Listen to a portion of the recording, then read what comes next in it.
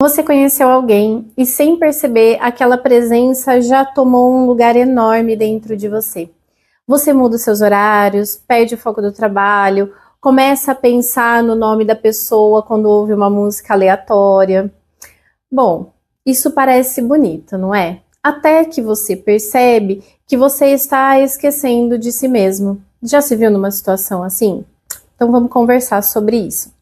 Quando uma pessoa desloca o centro da própria vida para um outro ser humano, especialmente alguém que ela mal conhece, essa pessoa, na verdade, está traindo uma das funções mais fundamentais da psique, que é a de manter a ordem interna. E isso, minha gente, é o início do caos. A paixão desenfreada é uma forma de desorganização psicológica que, se não for equilibrada, se transforma em autossabotagem. Então, o problema não é a paixão, o problema é essa urgência, até infantil, de querer se fundir a uma outra pessoa como se isso fosse resolver o seu problema existencial.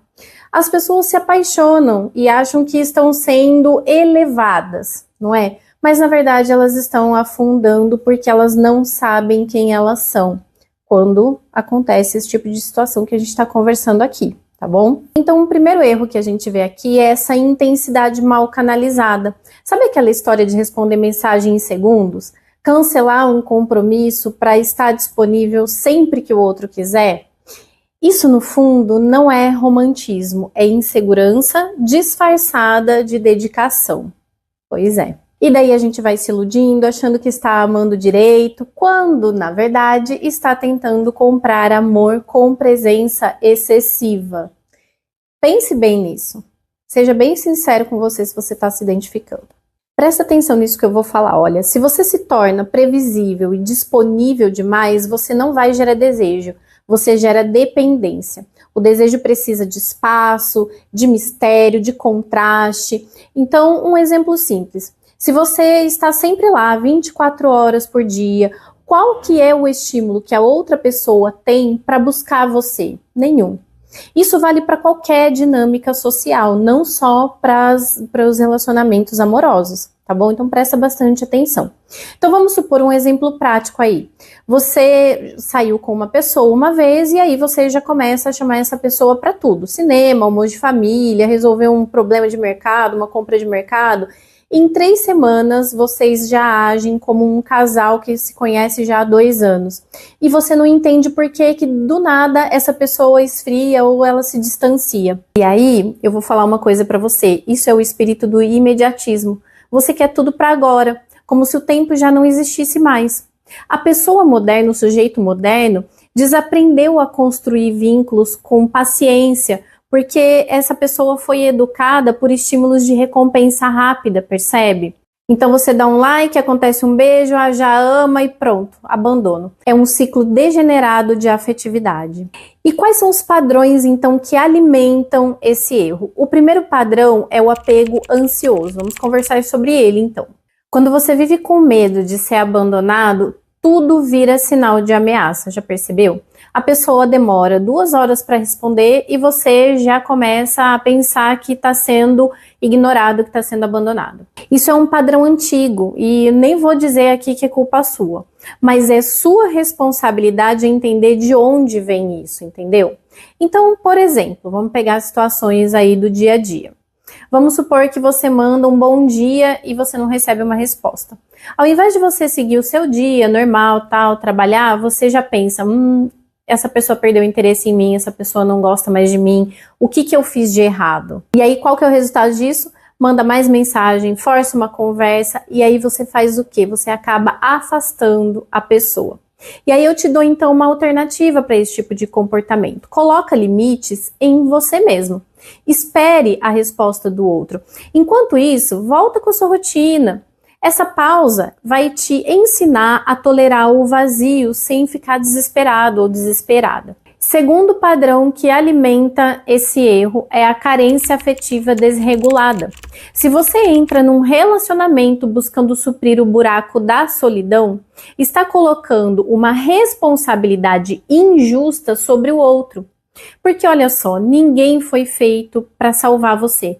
E qualquer tentativa de transformar o outro em seu remédio emocional é inevitavelmente uma receita para o fracasso. Vou te dar exemplo. Você se apaixona e imediatamente quer apresentar essa pessoa para sua família, para os seus amigos, integrar essa pessoa em tudo. Não porque a conexão está madura, mas porque isso te dá a sensação de segurança emocional, sabe? Já fez isso? Então, não faça mais. Mas eu te apresento aqui uma alternativa para que você comece a trabalhar isso. Se pergunte, se essa pessoa for embora amanhã, o que me sobra? Se pergunte, pense sobre isso. Trabalhe para que a resposta seja: a minha vida permanece firme.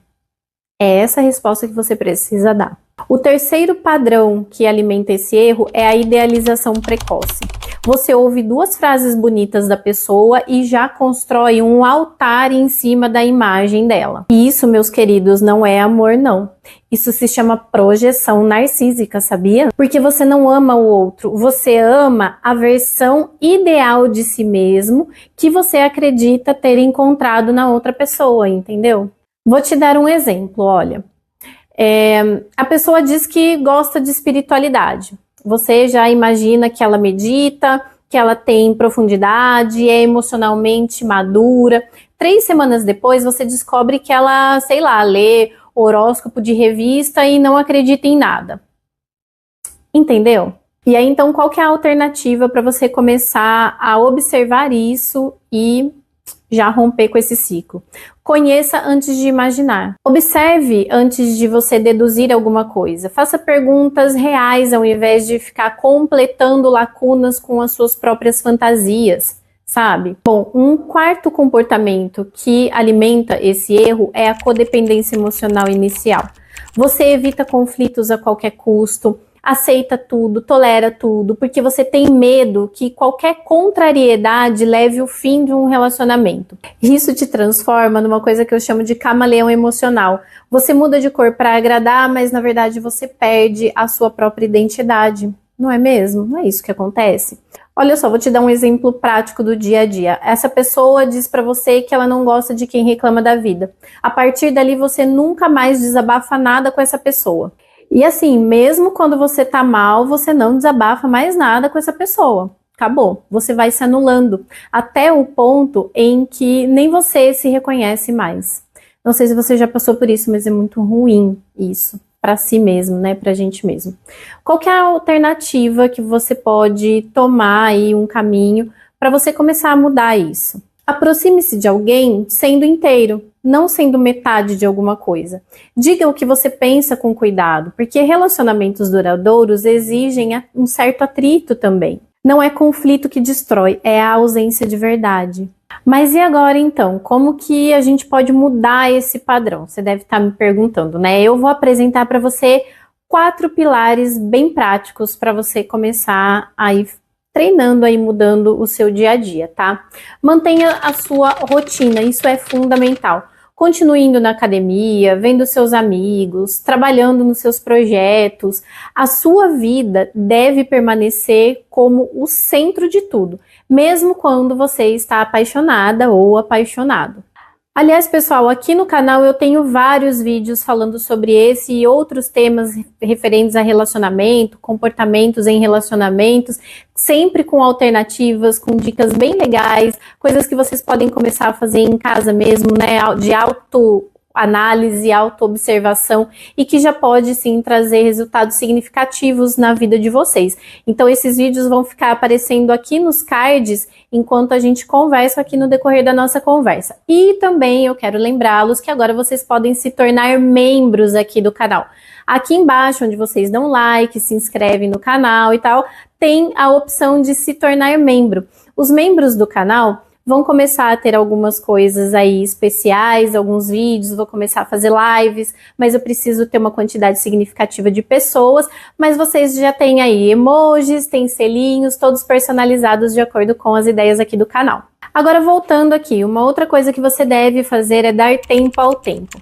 A paixão, ela acelera tudo, mas o amor, ele precisa de uma certa construção, né? Então, cada fase tem a sua função. Respeita o ritmo do outro, respeite o tempo do outro, e o seu ritmo e o seu tempo também devem ser respeitados. Terceira coisa, saia do palco da fantasia.